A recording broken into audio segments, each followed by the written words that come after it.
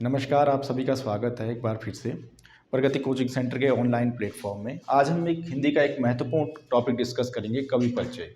कवि परिचय यानी कि इसमें आपका पद्य खंड के अंतर्गत आता है, पद्य और गद्य खंड है। तो इसमें हम बात कर रहे हैं पद्य खंड की। पद्य खंड के अंतर्गत है सुमित्रानंदन पंत जी।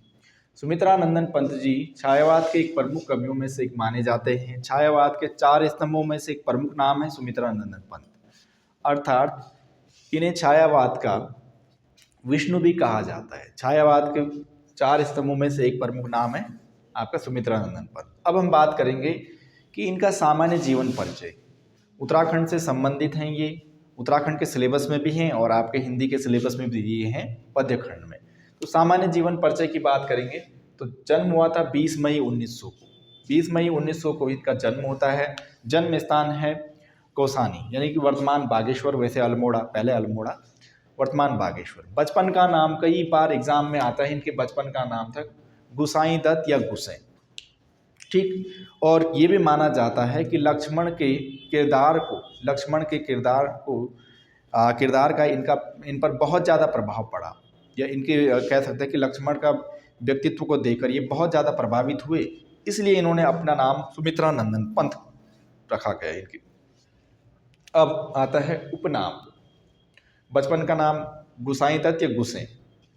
उपनाम में प्रकृति का चितेरा कवि या प्रकृति के सुकुमार कवि के नाम से इन्हें जाना जाता है। दूसरा, यानी कि प्रकृति को लेकर, प्रकृति प्रेमी थे, प्रकृति को लेकर इन्होंने बहुत ज़्यादा रचनाएं की, प्रकृति पर आधारित रचनाएं जो रचित की, इसीलिए इन्हें प्रकृति का चितेरा कवि भी कहा जाता है। और प्रकृति के सुकुमार कवि, सुमनि अच्छा, कुमार मणि कुमार, ठीक। इनकी मृत्यु हुई थी 28 दिसंबर 1977। तो ये तो थे इनके बारे में, इनका सामान्य जीवन परिचय क्या क्या है, किस तरह से क्वेश्चन बनते हैं। तो कई बार इनका जो जन्म है वो एग्ज़ाम में पूछा जाता है, गुसाई दत्त बचपन का नाम, उपनाम, ठीक। तो ये एग्ज़ाम के पर्पज से इम्पोर्टेंट है। अब हम बात करेंगे कि जो पंत जी हैं, पंत जी को हिंदी साहित्य में एक जो विलियम वर्ड्सवर्थ के नाम से जाना जाता है। विलियम वर्ड्सवर्थ का संबंध रहा है, विदेशी कवि थे और विलियम वर्ड्सवर्थ ने भी क्या की थी, प्रकृति पर आधारित रचनाएं की थी, इसलिए पंत जी को भी क्या कहा जाता है, पंत जी को किसके समान माना जाता है, विलियम वर्ड्सवर्थ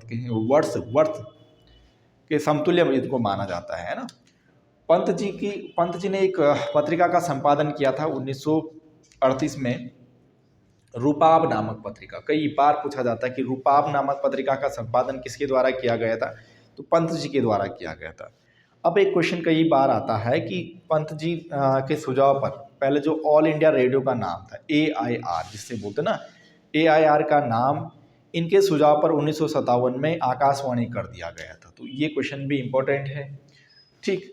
अब वर्तमान इनकी जो कोसानी है, इनके जो आवास रहा है, इनका आवास था, इनका घर था, तो उसको पंत वीथिका के नाम से जाना जाता है, यानी सुमित्रानंदन पंत संग्रहालय या पंत वीथिका के नाम से इसको जाना जाता है। पंत जी को संवेदन इंद्रिय बोध का कवि कहा जाता है। संवेदन इंद्रिय बोध का कवि का मतलब है कि इनकी जो रचनाएं इन्होंने रचित की है वो बड़े संवेदनशील तरीके से इन्होंने रचित की हैं, या बड़े संवेदनशीलता के साथ इन्होंने अपने रचनाओं में गहनता से वो किया है ना, उकेरा है। अब ये तो था इनका सामान्य जीवन परिचय और कुछ महत्वपूर्ण तथ्य। इसके बाद आ जाते हैं हमारे लिए जो इम्पोर्टेंट हैं, और इम्पोर्टेंट में भी हम देखेंगे इनमें प्रमुख रचनाएं इनकी काव्य संग्रह ही हैं, है ना। और इसमें से सबसे पहली बात हम बात करेंगे कि चिदंबरा इम्पोर्टेंट है, ग्रंथि, गुंजन, पल्लव, वीणा, ज्योत्सना, युगांत और आपका युगवाणी, ग्राम्या, ठीक। ये इनकी रचनाएं हैं। इनमें से चिदंबरा, ग्रंथि, गुंजन, पल्लव, वीणा, ज्योत्सना, ये सभी रचनाएं जो हैं इनकी, ये सभी छायावादी काव्य रचनाएं, छायावाद से संबंधित हैं तो छायावादी काव्य रचनाएं। गुंजन इनका अंतिम काव्य छायावादी काव्य था, गुंजन। अब इसके बाद हम बात करेंगे युगांत, युगवाणी और ग्राम्या, ये सभी प्रगतिवादी काव्य हैं। काव्य यानी कि छायावादी काव्य के अंतर्गत ही आते प्रगतिवादी, यानी प्रगतिवादी आप कह सकते हैं कि इनके कंपैरिजन में इनमें ज़्यादा प्रगतिशील विचारधारा देखने को मिली। तो इस तरह से हम कह सकते हैं युगांत, युगाणी और ग्राम्य तीनों प्रगतिवादी काव्य रचनाएं हैं इनकी। अब एक आती है ग्राम्य। ग्राम्य से आप लोग जैसे कि ग्राम्य नाम से ही पता लग रहा है, तो ग्राम्य का संबंध है ग्रामीण जीवन से, ग्रामीण परिवेश से, पंत जी की जो रचना है। इसके बाद आपका स्वर्ण किरण, स्वर्ण धूल, पतझड़, वाणी, लोकायतन महाकाव्य। लोकायतन क्या है? एक महाकाव्य है, ठीक। इसके लिए इन्हें अवार्ड भी मिला था। अतिमा पंत जी की है, जबकि अणिमा है सूर्यकांत त्रिपाठी निराला जी की। कन्फ्यूजन होता है, अतिमा है पंत जी की। रजत शिखर, कला और बूढ़ा चांद के लिए इन्हें अवार्ड मिला है।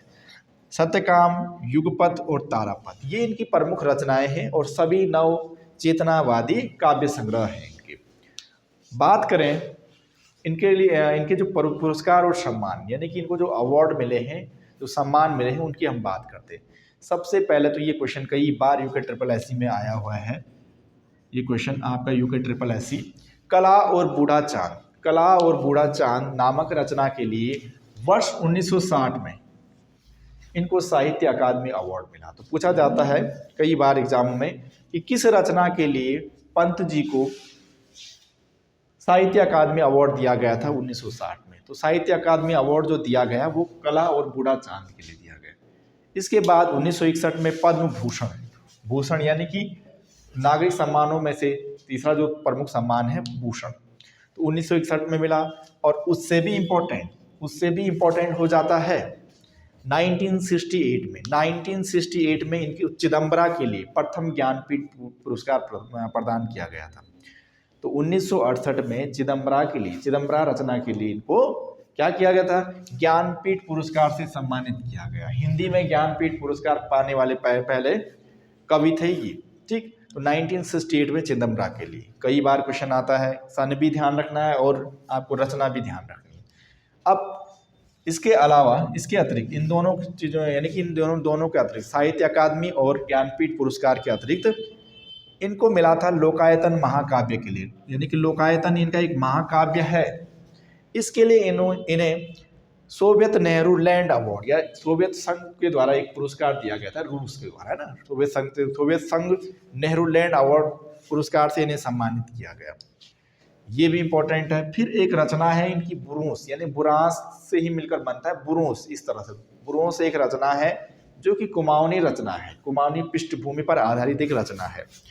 इसके बाद एक रचना और है पर्वत प्रदेश में पावस, ठीक है।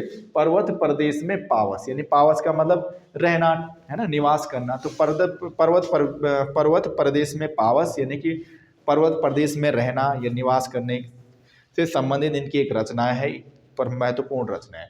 तो ये तो थे आपके सुमित्रानंदन पंत। पद्यखंड का एक प्रमुख भाग है। पद्यखंड आपके यूके ट्रिपल एससी और यूके पीएससी में जो सिलेबस दिया गया है हिंदी का, उसमें एक महत्वपूर्ण कवि परिचय में ये दिया गया है पद्यखंड में। तो एक रचना और आती है, जैसे हम पढ़ते हैं इनके बारे में, जैसे एग्जाम कई बार हम बुकों में पढ़ते हैं कि मैंने बचपन में पैसे बोए थे, है ना। कवि कहता है कि बचपन में मैंने पैसे बोए थे, कुछ समय बाद यानी कि अपने बचपन की कल्पना करता है कि पैसे तो बोए थे लेकिन वो क्या है, उग नहीं पाए। तो आप कह सकते हो कि इन्होंने प्रकृति को लेकर, प्रकृति विशेष पर बहुत महत्वपूर्ण इनका फोकस रहा है। तो इसी तरह से हम नए टॉपिक में मिलेंगे, नए कवि परिचय के साथ मिलेंगे। तब तक आप जो है वीडियो को पॉज कर सकते हैं और स्क्रीनशॉट ले सकते हैं। वीडियो को पॉज कीजिएगा और स्क्रीनशॉट ले सकते हैं। मिलेंगे हम इसी तरह से एक नए वीडियो के साथ और नए टॉपिक के साथ। तब तक के लिए आप सभी लोगों का बहुत बहुत धन्यवाद।